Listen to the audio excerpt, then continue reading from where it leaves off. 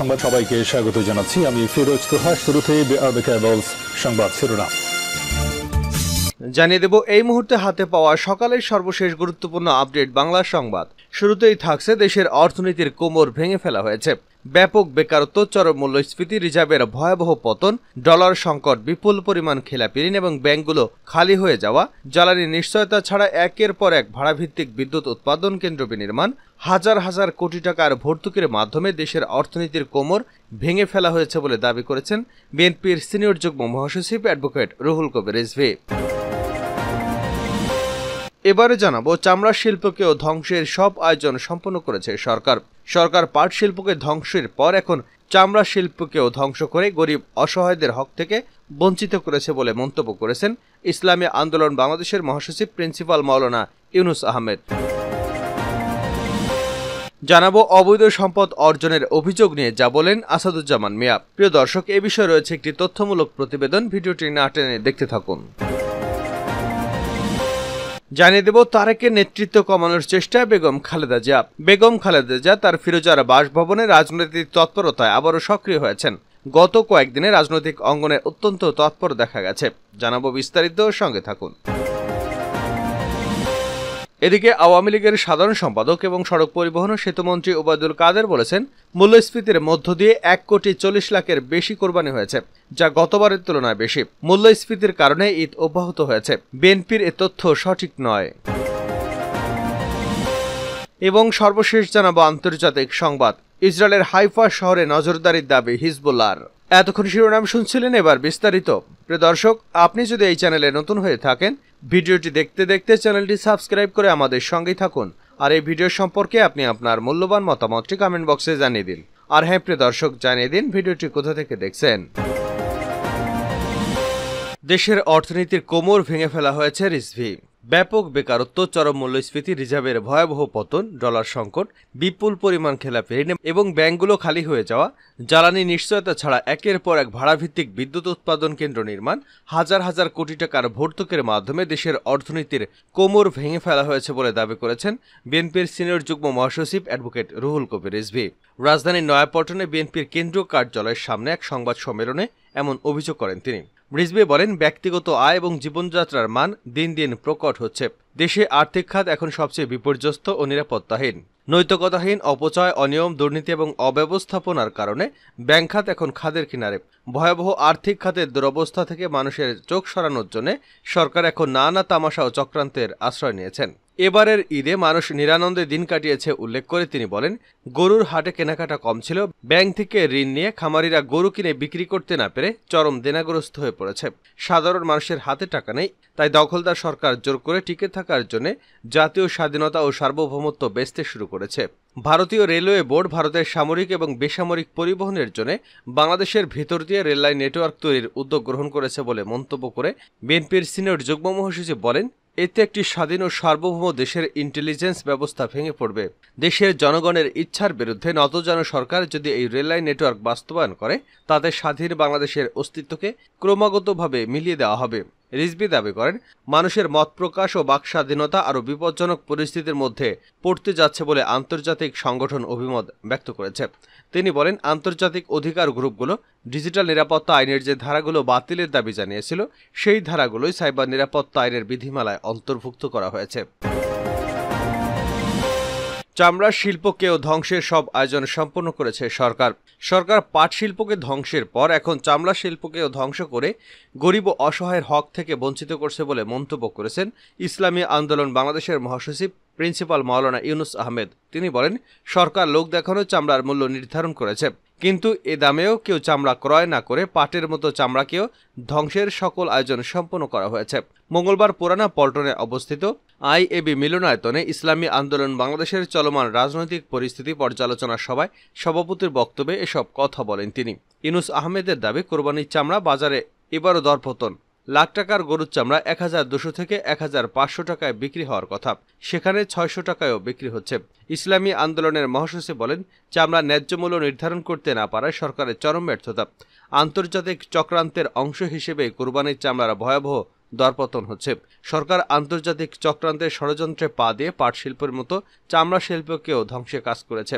এতে দেশের একটি বড় জনগোষ্ঠী এতিম এবং অসহায় অর্থনৈতিক ক্ষতির মধ্যে পড়ে গেছে। তিনি আরও বলেন, অপরদিকে কওমি মাদ্রাসা, যা সরকারের কোনো প্রকার সাহায্য সহযোগিতা ছাড়াই দেশের শিক্ষা খাতে অসামান্য অবদান রাখছে, সে কওমি মাদ্রাসাগুলোকেও ধ্বংসের ভয়াবহ ষড়যন্ত্রে কাজ করছে। অবৈধ সম্পদ অর্জনের অভিযোগ নিয়ে যা বলেন আসাদুজ্জামান মিয়া। সম্প্রতি সাবেক কমিশনার আসাদুজ্জামান মিয়া এবং তার পরিবারের নামে দৈনিক মানবজমিন পত্রিকায় একটি অনুসন্ধানী প্রতিবেদন প্রকাশিত হয়েছে। প্রতিবেদনে অভিযোগ করা হয়েছে এসব সম্পদ অবৈধভাবে অর্জন করা হয়েছে। অভিযোগের বিষয়ে গণমাধ্যমের কাছে যুক্তি খণ্ডন করেছেন সাবেক ডিএমপি কমিশনার। গণমাধ্যমকে আসাদুজ্জামান মিয়া বলেন, ইস্কাটনের ফ্ল্যাটটি তাদের কেনা প্রথম ফ্ল্যাট। পরে তার ছেলেমেয়েদের ধানমন্ডি স্কুলে ভর্তি করান। তখন ছেলেমেয়েদের সুবিধার জন্য ধানমন্ডিতে একটি ফ্ল্যাট কেনেন। বৈধ আয়ে এসব জমি কেনা হয়েছে। উত্তরাধিকার সূত্রে তার স্ত্রী এবং তিনি অনেক সম্পদের মালিক। তার এক ছেলে বহুজাতিক প্রতিষ্ঠানে উচ্চ বেতনে চাকরি করেন। ছেলের বউ একটি ব্যাংকে উচ্চ বেতনে চাকরি করেন। তার স্ত্রীও বুটিক্সের ব্যবসা রয়েছে। এর বাইরে সিদ্ধেশ্বরীতে আসাদুজ্জামানের মেয়ের নামে একটি ফ্ল্যাট রয়েছে। আসাদুজ্জামান মিয়া বলেন, তার মেয়ে চিকিৎসক, জামাতাও চিকিৎসক। ওই ফ্ল্যাট বৈধ আয়ে কিনেছেন তারা। মানবজমিনে প্রকাশিত প্রতিবেদন অনুযায়ী পূর্বাচলে 10 কাঠা জমি রয়েছে আসাদুজ্জামান মিয়ার। এছাড়াও আসাদুজ্জামান পরিবারের সদস্যদের নামে রাজধানীর আফতাবনগরে 21 কাঠা জমি রয়েছে। এ প্রসঙ্গে আসাদুজ্জামান মিয়া গণমাধ্যমকে বলেন, বৈধ আয়ে এসব জমি কেনা হয়েছে। আফতাবনগরের 21 কাঠার প্লটের মধ্যে তাদের মালিকানায় রয়েছে 7 কাঠা। বাকি জমির মালিক তার 2 শালিকা।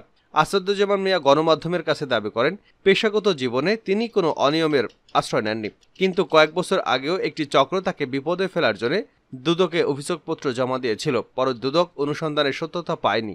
এখন আবার সেই চক্র তাকে বিপদে ফেলতে সক্রিয় হয়ে উঠেছে। তারেকের কর্তৃত্ব কমানোর চেষ্টায় বেগম খালেদা জিয়া। বেগম খালেদা জিয়া তার ফিরোজার বাসভবনে রাজনৈতিক তৎপরতার সক্রিয় হয়েছেন। গত কয়েকদিনে তাকে রাজনৈতিক অঙ্গনে অত্যন্ত তৎপর দেখা গেছে। বিশেষ করে ঈদের আগে থেকেই তিনি বিএনপির বিভিন্ন শীর্ষ পর্যায়ের নেতাদের সঙ্গে দফায় দফায় বৈঠক করেছেন। যদিও এই বৈঠকের বিষয় বিএনপির পক্ষ থেকে বলা হচ্ছে যে এই বৈঠকগুলো স্রেফ আনুষ্ঠানিকতা। বেগম জিয়ার স্বাস্থ্য সম্পর্কে খোঁজখবর নেওয়ার জন্য বিএনপি নেতারা ঘটা করে ফিরোজায় যাচ্ছেন বলে বলা হচ্ছে। কিন্তু প্রশ্ন উঠেছে, হঠাৎ করে বেগম জিয়ার স্বাস্থ্য নিয়ে বিএনপি নেতারা এত উদ্বিগ্ন হলেন কেন? যে বিএনপি নেতাদেরকে এবার কেয়ার হাসপাতালে চিকিৎসাধীন অবস্থায় খালেদা জিয়াকে দেখতে যেতে দেখা যায়নি, তারা এখন ঘন ঘন ফিরোজায় যাচ্ছেন স্বাস্থ্যের খোঁজ খবর নিতে।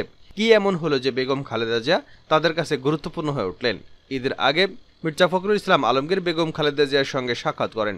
বেগম জিয়ার সঙ্গে তিনি সাক্ষাৎ করেন এমন এক সময় যখন বিএনপিকে তছনছ করে দিয়েছিলেন লন্ডনে পলাতক বিএনপির ভারপ্রাপ্ত চেয়ারম্যান তারেক রহমান। তারেক জিয়া মধ্যরাতে বিএনপিতে কু করেন এবং দলের সিনিয়র কমিটিতে ওলটপালট করে দেন। একই সঙ্গে তিনি ঢাকা মহানগর, চট্টগ্রাম মহানগর এবং বরিশাল মহানগরের সব আহ্বায়ক কমিটি বিলুপ্ত করে দেন। ছাত্রদলের কমিটিও বাতিল করে নতুন কমিটি গঠন করেন। তারেক জিয়ার এই আগ্রাসী তৎপরতায় হতবাক হয়ে পড়েন বিএনপির জ্যেষ্ঠ নেতারা। তারা সবাই অন্ধকারে ছিলেন। তাদের কারো পরামর্শ গ্রহণ করেনি তারেক জিয়া। এই বিষয়টিকে বিএনপি নেতারা সহজভাবে নেননি। আর এ কারণেই তারা এখন তারেক জিয়াকে ঠেকানোর জন্য বেগম খালেদা জিয়ার কাছে ধর্ণা দিচ্ছেন বলে রাজনৈতিক বিশ্লেষকরা মনে করছেন। ঈদের আগের রাতে বিএনপি ত্যাগ করা এলডিপি নেতা কর্নেল অলি আহমেদ দেখা করেন বেগম খালেদা জিয়ার সঙ্গে। তিনিও যথারীতি স্বাস্থ্য এবং ঈদের শুভেচ্ছা বিনিময় করার জন্যই সাক্ষাৎ করেছেন বলে বলা হয়। কিন্তু বাস্তবে কর্নেল অলি আহমেদ হলেন তারেক জিয়ার এক অন্যতম একজন সমালোচক, যিনি তারেক জিয়ার নেতৃত্ব সম্পর্কে আগে থেকে সতর্ক বার্তা দিয়ে আসছিলেন। ঈদের দিন স্থায়ী কমিটির 6 সদস্যর পর যারা দেখা করেছিলেন তাদের বেশিরভাগই তারেক জিয়ার বিরোধী বা তারেক জিয়ার কারণে দলের ভিতরে কোণঠাসা অবস্থায় আছেন বলে মনে করা হয়। মেজর অবসরপ্রাপ্ত হাফিজ উদ্দিন, আব্দুল আল নোমানের মতো বেগম জিয়ার ঘনিষ্ঠ কিন্তু তারেক জিয়ার চক্ষুশূল এসব নেতাদেরকে বেগম খালেদা জিয়া ডেকেছিলেন কেন তা নিয়ে বিভিন্ন রকম আলোচনা হতেই পারে। কারণ এদের যোগ্যতা এবং জনপ্রিয়তা থাকা সত্ত্বেও বিএনপিতে অপাংক্তেয় বা অযোগ্য। তারেক জিয়ার সুনজরে না থাকার কারণে এরা বিএনপিতে কক্ষচ্যুত হয়েছেন বলে মনে করা হয়। বিএনপিতে যে অস্থিরতা চলছে সেই অস্থিরতা নিরসনে বেগম খালেদা জিয়ার সক্রিয় ভূমিকা কামনা করছেন নেতৃবৃন্দ। আর এ কারণেই তারা ঘটনাবলীর পুরো চিত্র বেগম খালেদা জিয়ার কাছে তুলে ধরতে চেষ্টা করছেন। বেগম জিয়াও তারেকের কর্তৃত্ব কমানোর চেষ্টা করছেন বলে বিভিন্ন মহল থেকে আভাস পাওয়া যাচ্ছে। কিন্তু সমস্যা হলো ইতিমধ্যে তারেক জিয়া বিএনপি দখল করেছেন। তৃণমূল থেকে শুরু করে বিভিন্ন অঙ্গ ও সহযোগী সংগঠনের নেতৃত্বে তারেক জিয়া, বিভিন্ন জেলায় জেলায় যারা দায়িত্বে আছেন তারাও সক্রিয়, তারা সবাই তারেক জিয়া পন্থী। ফলে খালেদা জিয়া দলের সিনিয়র নেতাদের আস্থাভাজন হয়ে বিএনপির নিয়ন্ত্রণ কতটুকু গ্রহণ করতে পারবেন তা নিয়ে অনেকেই সংশয় প্রকাশ করেছেন। ইসরায়েলের হাইফা শহরে নজরদারির দাবি হিজবুল্লাহর। ইসরায়েলের হাইফা শহরে নজরদারি দাবি করেছে লেবাননের সশস্ত্র গোষ্ঠী হিজবুল্লাহ। মঙ্গলবার 9 মিনিট 31 সেকেন্ডের একটি ভিডিও প্রকাশ করেছে গোষ্ঠীটি। তাদের দাবি, ওই ভিডিওতে দেখানো হাইফা শহরের সমুদ্র, বিমানবন্দরে ইসরায়েলি সেনাদের অবস্থানের চিত্রগুলো নজরদারি ড্রোন থেকে সংগ্রহ করা। ব্রিটিশ বার্তা সংস্থা রয়টার্স খবর জানিয়েছে, লেবানন সীমান্ত থেকে 27 কিলোমিটার দূরে অবস্থিত হাইফা। নভেম্বরে হিজবুল্লাহ হাইফাতে নজরদারি ড্রোন পাঠাচ্ছে বলে জানিয়েছে গোষ্ঠীটির প্রধান সৈয়দ আহসান নাসরুল্লাহ।